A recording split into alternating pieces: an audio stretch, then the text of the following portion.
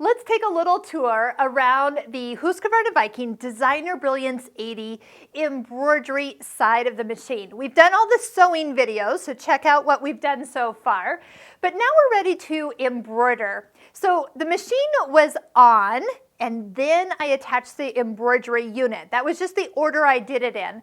And so right now, it thinks it is still on the sewing side of the machine. So we do find that there's a picture of a hoop. So if I want to go over to the embroidery side, just touch the hoop picture.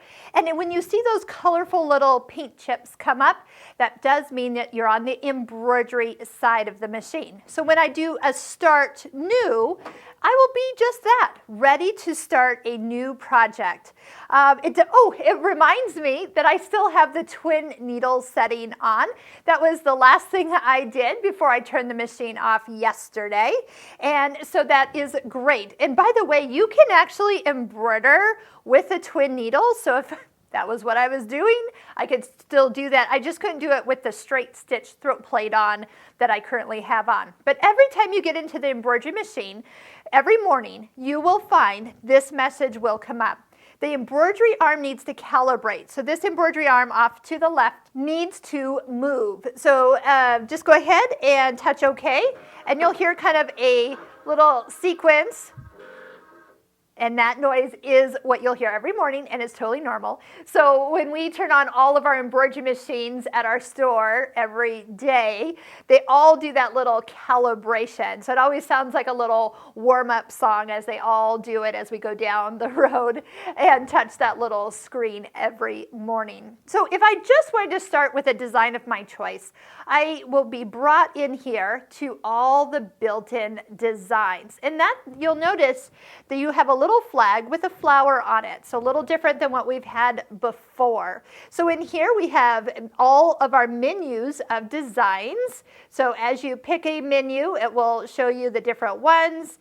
We will find that we can touch that little flower and it will open up even a bigger screen of design. So if that's a little easier to see. And remember, you can still take your fingers and pinch and spread apart, and they will make those designs even larger for finding the right one, especially when a couple of them look very similar. And you can just touch and scroll all the way up. We can go through all the different menus and see what we're looking at. If you don't want it so big, touch that little flower again, and it will come back to, it's still quite zoomed in, so I can even reduce that down. But as you can see, they do get kind of small, and so that's a nice helpful tip, is the opening of that area.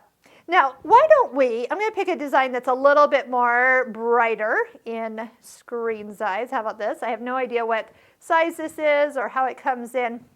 But actually, let's talk about this. Notice it came in a little high, and it even has a red box. That means it's outside of the embroidery area. But I'm also noticing it came in way out here. So by touching the center part where the little pluses on the control dial here, we'll bring it to the center of the design. It also says that it fits in our 120 by 120 hoop, so that is great to know. I could have also looked up that information of the design before I selected it, but I just needed a design on the screen for what we're doing. If I ever need to go back to the Joy OS Advisor, the little sewing machine in the top center will allow me to get to where like the videos are, of the sewing techniques, where if we want to find all of our freestanding embroideries, it can take me to just those designs within this area, which is nice, a quick way to do. But if you're just working with your own designs, or you're working with what's built in the machine or a USB stick, that's great. So when you're here and you have a design selected, so first off, it does need to have a box around it before it can be changed at all. So down here we have moving, rotation, sizing. We have great ways that we can play with designs. We'll go through all of these. Remember your question mark when you touch it and it pulsates blue. You can ask it, what is this yellow star, for example? That's called design shaping. Just a reminder, if you want to read in the built-in manual about that particular function or topic, just touch it. It will open up the manual, take you right to the page you need to be reading reading about, and you can find all that information right there. So again, just note that this machine will help you if you just ask it for a little help. So I'm going to minimize that Sewing Advisor area. So just remember question mark and then touch something and it will help you remember where it is. We've got a toolbox. I'll be in and out all throughout these videos. Those will bring up more. I can also minimize it so it doesn't take up part of the screen. The hoops, these are the hoops that are available to you. So once again, you can go into settings, tell it just the hoops that you own. That way they just, I did, because these are the 3 hoops and then these are grayed out and it picked that particular hoop. When you're ready to embroider, you will be touching go. Once you touch go, it will confirm some things. Like number 1, I don't have my hoop ready, but it says that's the hoop that I'm going to be picking. It has other things like the straight stitch throat plate has already been done. And when I press continue, I'll be then on the embroidery screen. So I just wanted to take a couple of things. A touch and hold on a selected design will give you also a few other things like duplicate, trash or delete, mirror image up and down and right to left. So both of those. But I'm touching and holding to get those little bubbles to pop up, and then I can move over to them.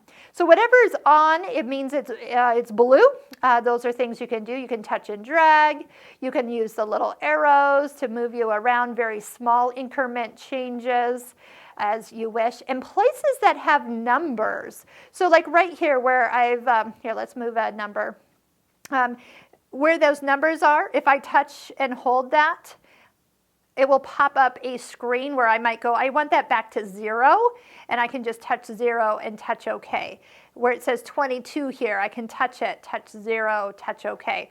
Or if there was a specific number I wanted to dial back into, if there is a little number, touch and hold it, and you can often go to that exact one. We can do that with like jumping around for stitch count. That's pretty cool. So if you want to skip the first 10,000 stitches and get really close to maybe an area you want to start at, you can actually type in that number instead of having to go through it stitch by stitch. So lots of fun places that we can do. We're going to get into more of these. We'll get into the My SewNet, so I will log into our Wi-Fi. I'll bring up my cloud, which has all my designs on it. I'm going to show you how to save designs. So I just want to give you a quick little overview just to get your feet wet. This is just the beginning, and I can't wait to show you all the cool things that this machine can do.